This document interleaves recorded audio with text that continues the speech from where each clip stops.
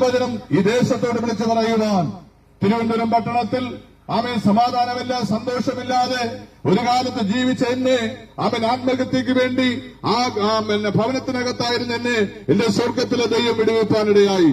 2001 മുതൽ അവൻ നശിച്ചു പോകേണ്ട എന്നെ 1 വർഷക്കാലം കൊണ്ട് സമാധാനത്തോടും സന്തോഷത്തോടും ആരോഗ്യത്തോടും നടത്തുന്ന ഒരു കർത്താവിനെ അത്രേ ഇവിടെ പ്രസ്താവിക്കുന്നത്. ഹല്ലേലൂയ.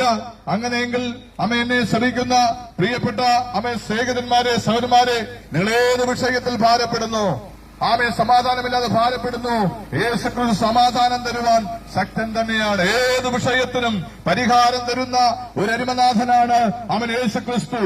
ആ യേശുക്രിസ്തു നിന്നെ യേശുക്രിസ്തുവിന്റെ അടുക്കലേക്ക് ആ സമാധാനത്തിനും സന്തോഷത്തിനും വേണ്ടി നിന്നെ മാടി വിളിക്കുകയാണ്. സ്തോത്രം. ഏത് വിഷയമാണോ അതിന് പരിഹാരം തരുക. സ്തോത്രം ചെയ്യുന്നു. അക്കർത്താവ് സർവശക്തൻ തന്നെയാണ്. സ്വർഗത്തിലെ മഹിമകളെ വെടിഞ്ഞ് ഭൂമിയിൽ മനുഷ്യനായി കടന്നുവന്ന് കാൽവരിയിൽ യാഗമായി സ്തോത്രം ലോകത്തെ ഭരിച്ചുകൊണ്ടിരുന്ന സാത്താന്യ മണ്ഡലങ്ങളെ തകർത്ത് ജയോത്സവം കൊണ്ട യേശുക്രിസ്തു നിന്റെ ജീവിതത്തിൽ തരുവാൻ സർവശക്തൻ തന്നെയാണ്. ഈ ദേശത്തിനെ കേൾക്കുന്ന പ്രിയപ്പെട്ടവരെ, നമ്മുടെ നിത്യത നാം കരസ്ഥമാക്കിയിട്ടുണ്ടോ? ഹല്ലേലൂയ. സർവ്വലോകവും നേടിയാലും തിരുവനം പഠിപ്പിക്കുന്നു, തന്റെ ആത്മാവിനെ നഷ്ടപ്പെടുത്തിയാൽ എന്ത് പ്രയോജനം?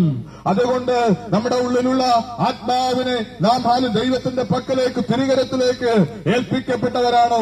അങ്ങനെയുള്ളൊരു നിത്യജീവനെ കുറിച്ചാണ് ഇവിടെ പ്രസംഗിക്കുന്നത്. ഹല്ലേലൂയ.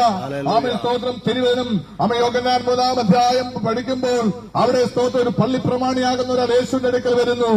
യേശു പറഞ്ഞ്, പുതുതായി ജനിക്കണം.